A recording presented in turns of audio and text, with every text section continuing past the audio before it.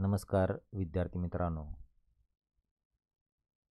In this period we are going to study about line segment, ray and line in terms of set, which is learned in mathematics part 1. A line segment, इथं A B हा segment काढला आणि तो मला सेटच्या स्वरूपात represent करायचा असेल किंवा डिफाईन करायचा असेल तर तो कसा येईल? The set union of point A and B, set union of point A, B and points between A, B is called segment AB. Segment AB is written as, हा सेगमेंट ए बी जो आहे in ब्रीफमध्ये आपण कसं लिहिणार आहोत तर तो या पद्धतीने लिहितात पहा, सेग ए बी. या ठिकाणी सेगमेंट ए बी म्हणजेच सेग बी ए. The length of segment AB, this is nothing but the distance between the endpoint of the segment, and it is represented as length AB is equal to distance between A and B. If length AB is equal to 5 centimeter and it is also written as AB is equal to 5 centimeter. The next part of our syllabus, that is the ray. Suppose A and B are two distinct points. A and B are two distinct points. The union set of all points on segment AB, segment AB वरचे सगळे point, and the point P such that, not a point, that is points, and the points P such that A dash B dash P, म्हणजे या ठिकाणी P हा असा बिंदू आहे की B नंतरचा कुठलाही बिंदू, सगळे बिंदू म्हटले तरी चालेल, B नंतरचे सर्व बिंदू, is called ray AB. Here point A is called the end point of ray AB. या ठिकाणी point A जो आहे, this is the end point. Then third, that is line AB. The union set of ray AB and opposite ray of ray AB is called line AB. The set of point of segment AB, set of point of segment AB is subset of line AB.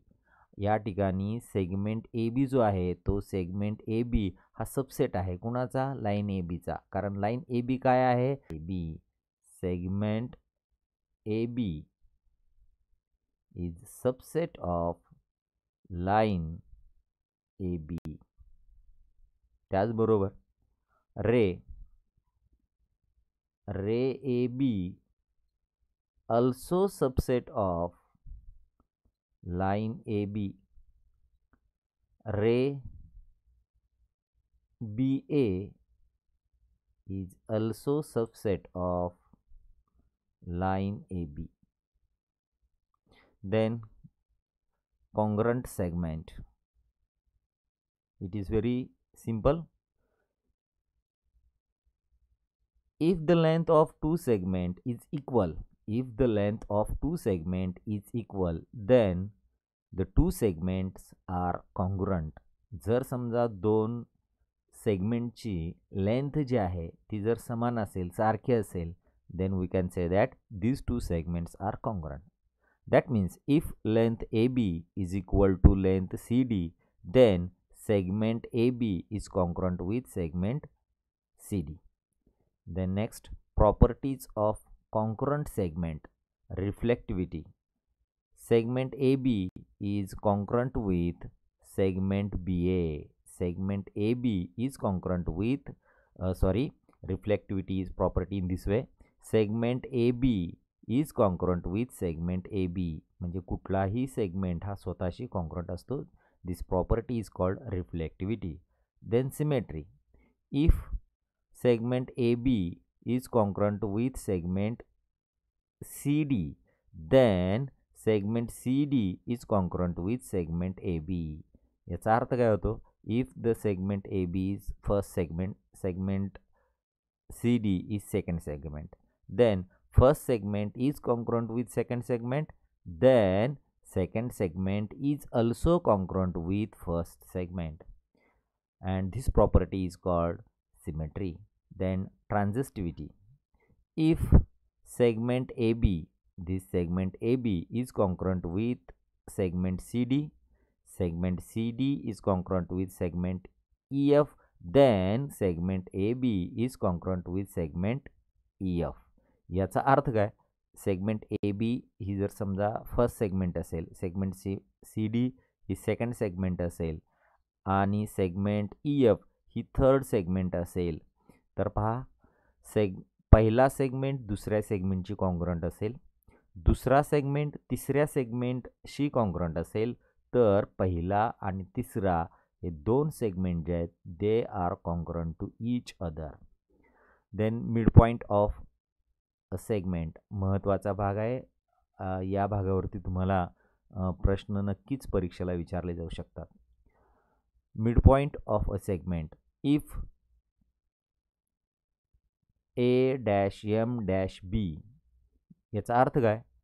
तर A-M-B हे collinear आहेत आणि M point आहे. Point M is between A and B. Then segment AM is congruent with segment MB. Segment AM is congruent with segment MB. Then M is called the midpoint of segment AB. M is called midpoint of segment AB. सगळ्यात महत्त्वाची गोष्ट पहा, every segment has one and only one midpoint. म्हणजे प्रत्येक सेगमेंटला फक्त एकच midpoint असतो. या ठिकाणी तुम्हाला उदाहरणादाखल एक आकृती दिलेली आहे. A-M-B यामध्ये AB चा मिडपॉईंट जो आहे तो M आहे. का M मिडपॉईंट आहे? Because this AM is congruent with MB. Then comparison of segment.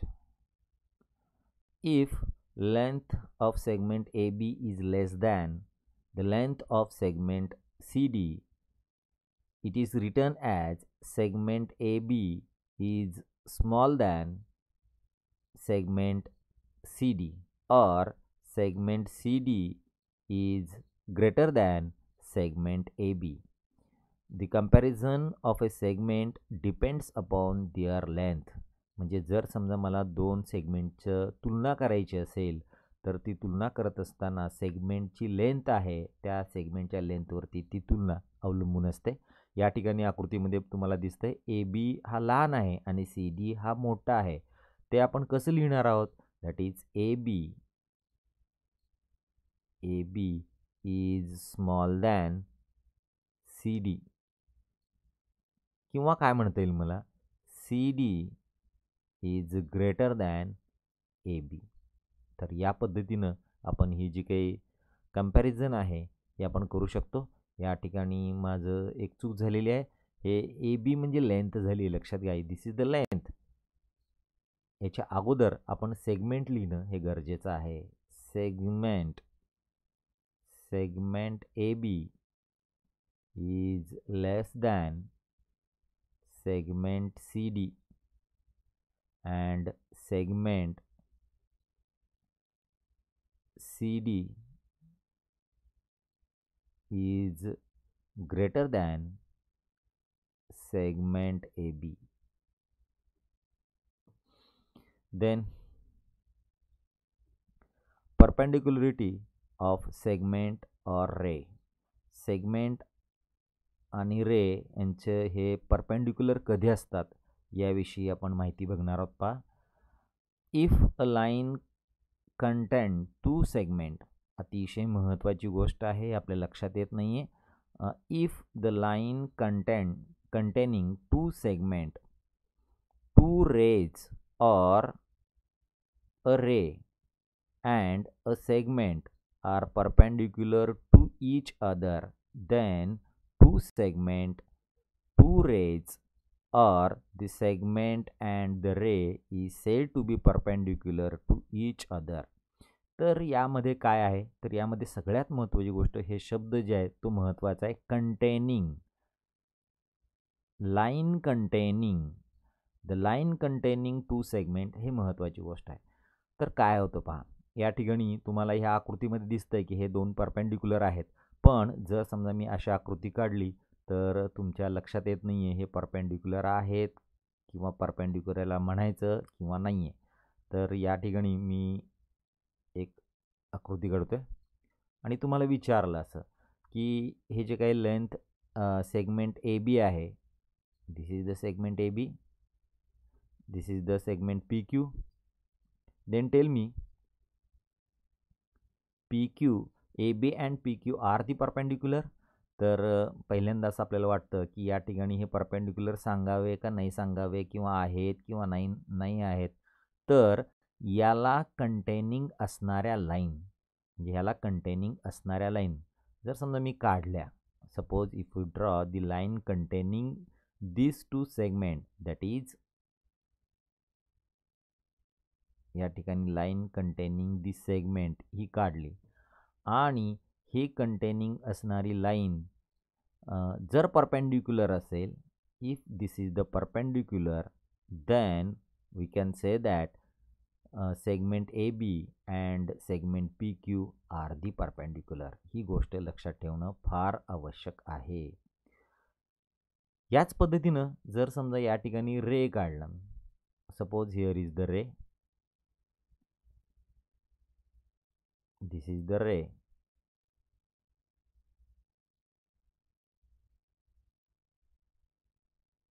not a ray, here is the line, and line is AB,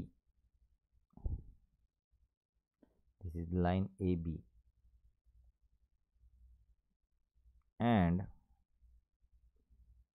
here is the ray,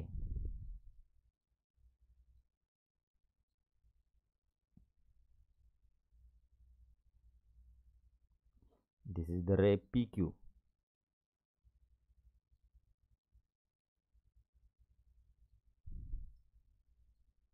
Then I want to find out this line and ray is perpendicular to each other. हे जर समजा एकमेकाला perpendicular व्हावे असं वाटत असेल तर line containing this ray and line, if they are perpendicular, then we can say that PQ and AB are perpendicular. ह्याला कंटेनिंग असणारी लाईन काढणं गरजेचं आहे. If I draw the line containing ray PQ,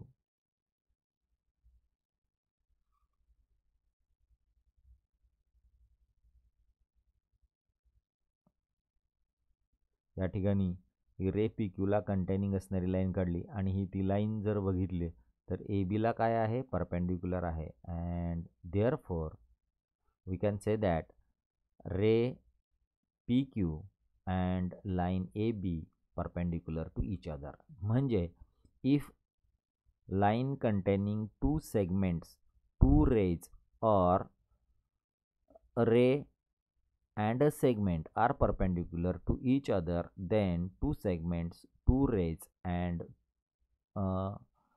segment and ray are said to be perpendicular to each other.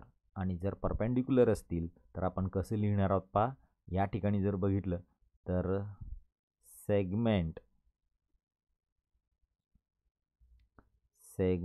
A B perpendicular segment PQ. Here ray PQ perpendicular line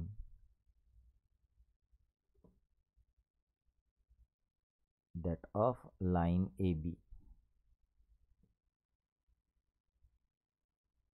तर या पद्धतीनं आपल्याला ते लिहिता येईल. Then next part of our syllabus, that is distance of a point from a line.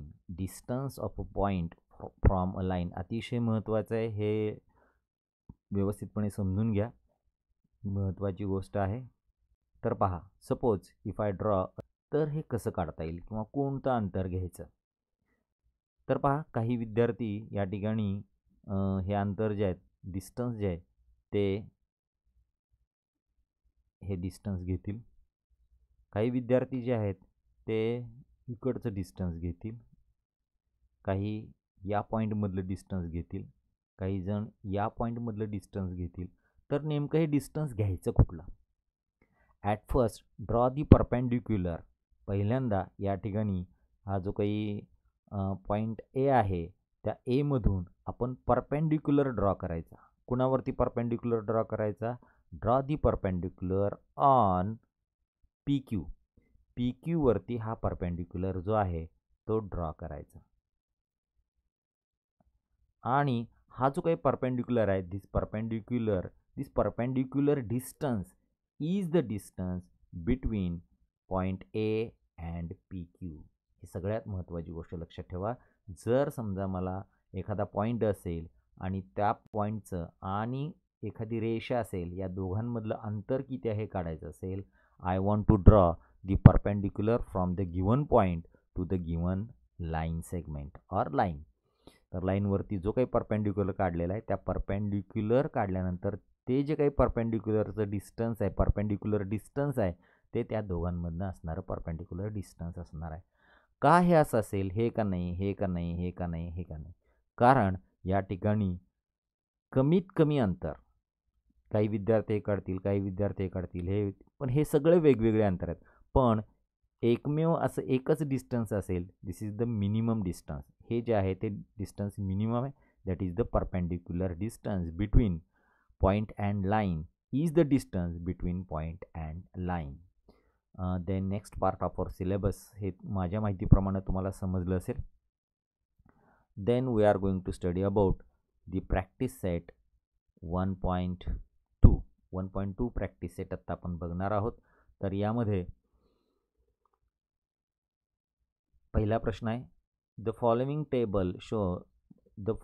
Table shows the points on a number line and their coordinates. Decide whether the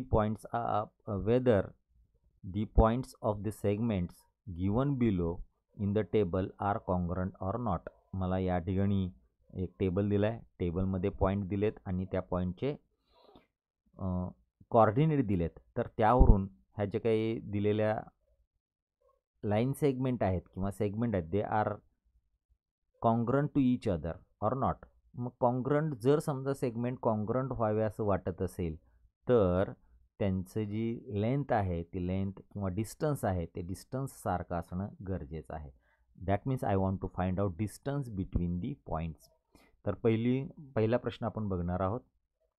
यामध्ये segment D C, हा जो segment D E आहे आणि segment A B आहे, याच्यामध्ये आपण segment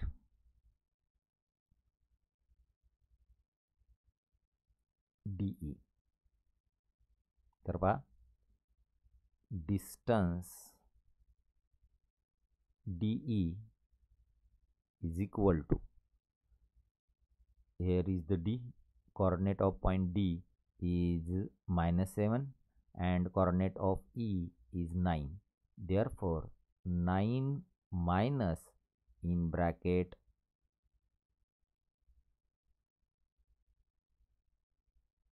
-7, therefore 9 plus 7 is equal to 16. Then segment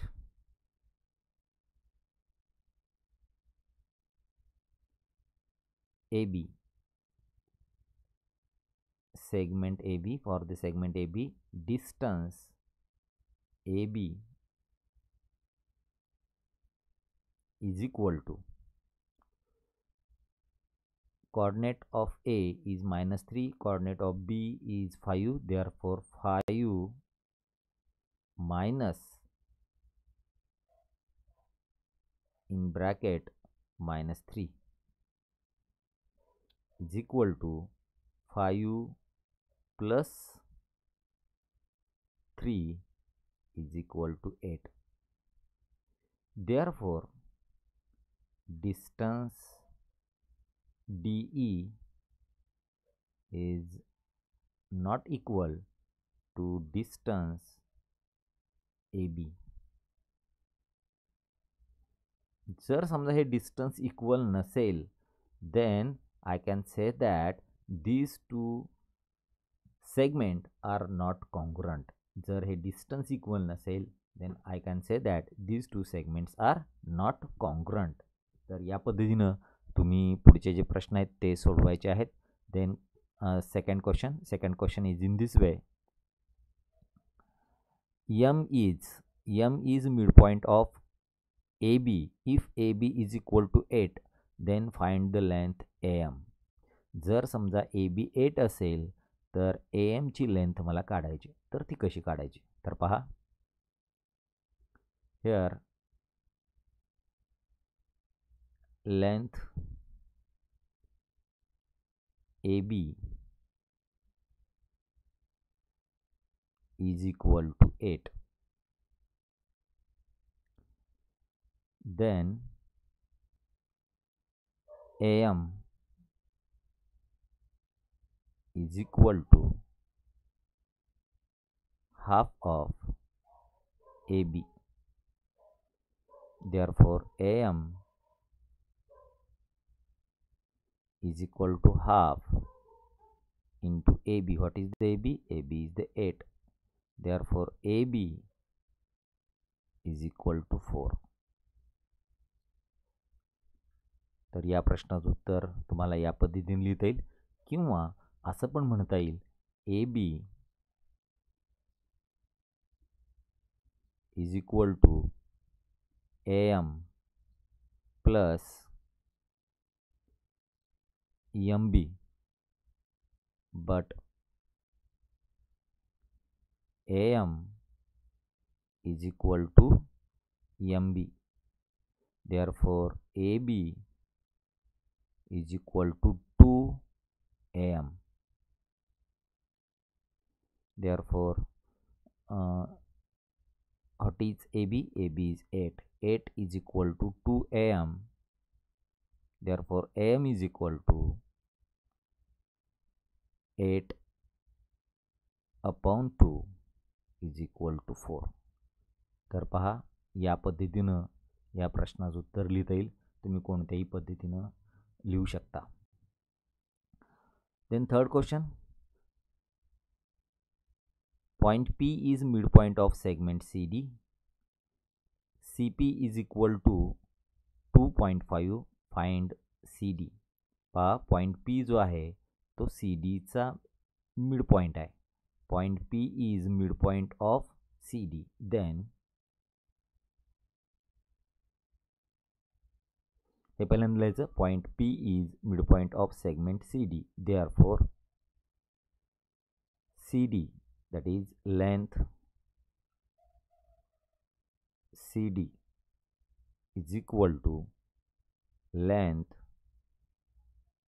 CP plus length PD. But CP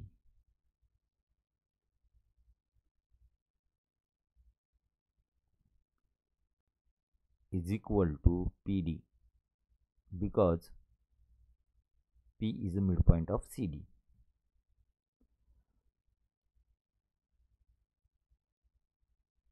Then length CD is equal to twice of length CP. Therefore, length CD is equal to 2 into 2.5. Therefore, length CD is equal to 5 unit. तर या पद्धतीनं या प्रश्नाचं उत्तर आपल्याला लिहिता येईल, किंवा तुम्ही डायरेक्ट सुद्धा लिहिलं तरी चालेल. या ठिकाणी काय आहे, P is the midpoint of CD. Then we can say that here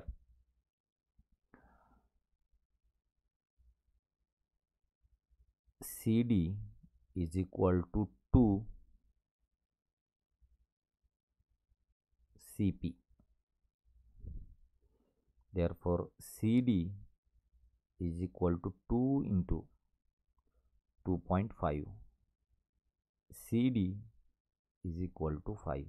याही पद्धतीने हे उत्तर बरोबर आहे. परंतु हे उत्तर सोल्युशन लिहिताना पहिलं स्टेटमेंट तुम्हाला काय लिहावं लागेल, point P is mid point of segment CD हे स्टेटमेंट लिहिणं गरजेचं आहे आणि त्यानंतर पुढचा भाग करायचा.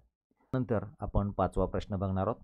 5वा प्रश्न काय पहा, write the answers to the following questions with reference to figure. या फिगरच्या अनुषंगाने तुम्हाला काही प्रश्न विचारले, त्या प्रश्नांची उत्तरं द्यायची आहेत. सगळेच प्रश्न मी या ठिकाणी बघणार नाही. प्रश्न पहिला असा आहे, write the name of opposite ray of ray RP. हा जो काही RP आहे, ह्या RPचा अपोजिट रे कोणता आहे हे मला लिहायचं आहे. फार सोपं आहे. रे कोणता येईल, रे RS. रे RS इकडचा जो रे आहे तो रे RS is the opposite ray. किंवा काय म्हणता येईल, रे RT is the opposite ray of ray RP and ray RS. These are the opposite ray. Then second question, write the intersection set of ray PQ and ray PR. Ray PQ आणि PR चा intersection मला लिहायचं आहे रे PQ. हा PQ कुठला आहे, तर या ठिकाणी रे PQ या बाजूला आहे. And ray RP, ray RP, here is the ray RP. पहा, then I want to write the intersection set. Intersection set काय होईल, या दोघांचा जर इंटरसेक्शन केला तर इंटरसेक्शन होईल रे PQ. Ray PQ is the intersection of ray RP and ray PQ. पहा, रे PQ intersection ray that of ray RP. या दोघांचा इंटरसेक्शन घ्यायचा आहे is equal to ray PQ. तर हे असं का झालं, कारण या ठिकाणी रे PQ जो आहे, रे PQ is subset of ray RQ. Ray PQ जो आहे तो रे RQचा सबसेट आहे. आणि आपल्याला माहीत आहे, जर समजा इंटरसेक्शन काढला तो त्यातला जो स्मॉल सेट असतो, दिस इज आवर आन्सर. म्हणजे जर मी असं या ठिकाणी वेन डायग्राममध्ये काढायचं म्हटलं तर हा सबसेट आहे, हा A आहे, हा B आहे, B is subset of A. जर असं असेल तर A intersection B is equal to B आणि A union B is equal to A. That means in this case if we take the union, जर समजा या केसमध्ये मी युनियन घेतलं तर उत्तर काय येणार आहे माझं, तर रे RQ हे उत्तर येणार आहे. पहा, रे PQ युनियन रे RP हे असं जर घेतलं तर आपलं उत्तर काय असणार आहे? Ray that is the big set ray P Q, sorry ray R Q हे उत्तर असणार आहे. रे पी क्यू आणि रे आर पी यांचा युनियन घेतला तर ray P Q is the answer, and if we take the intersection then ray P Q is our answer. तर या पद्धतीनं हे पुढचे जे काही प्रश्न आहेत ते सोडवायचे. काही शंका असेल तर मला कमेंट्समध्ये लिहायचं. देन नेक्स्ट प्रश्न 6 काय पहा. Answer the questions with the help of figure. आकृती तुम्हाला काय दिले तर एक नंबर लाईन दिले आणि त्या नंबर लाईनवरती काही पॉईंट्स आहेत. त्यावर आधारित काही प्रश्न आहेत आणि त्या प्रश्नांची उत्तर मला द्यायची आहेत. पहिला प्रश्न असा आहे, state the point which are equidistance from the point B. बीपासून सारख्या अंतरावरती असणारे पॉईंट मला शोधायचे आहेत. तर बीपासून सारख्या अंतरावरती तुम्हाला लगेच लक्षात येईल हा पॉईंट सी जो आहे, point C and point A are equidistance from B. The distance is 2 unit. त्यानंतर पुढं जर बघितलं तर पहा या ठिकाणी 1 1 2 3 4 4 अंतरावरती हा डी पॉईंट आहे आणि इकडं 1 2 3 4 आणि इकडे 4 अंतरावरती या ठिकाणी पी पॉईंट आहे. Then we can say that here point P and point D are the equidistance from point B. त्यानंतर प्रश्न पुढचा, write the pairs of points equidistance from Q. तर या प्रश्नाचं उत्तर वरचा जो प्रश्न आपण लिहिला आहे त्या पद्धतीनेच आहे, ते तुम्ही लिहू शकता. Then find distance U V, distance between point U and V. Then what is the, तर यू जो आहे त्या यूचा जो काही कॉर्डिनेट आहे तो काय होईल ते मला काढायचं आहे. तर काय असेल, here is the -1 -2 -3 -4 -5. Here 1 2 3 and 4. Then coordinate of point U, that is -5, and coordinate of point V, here is the 4. तर 4 मोठा आहे, therefore 4 minus in bracket -5, we get here 4 plus 5 is equal to 9. Distance between point U and V is 9. तर या पद्धतीनं तुम्हाला पुढचे जे काही डिस्टन्स आहेत ते काढता येतील. Thank you for watching this video. हा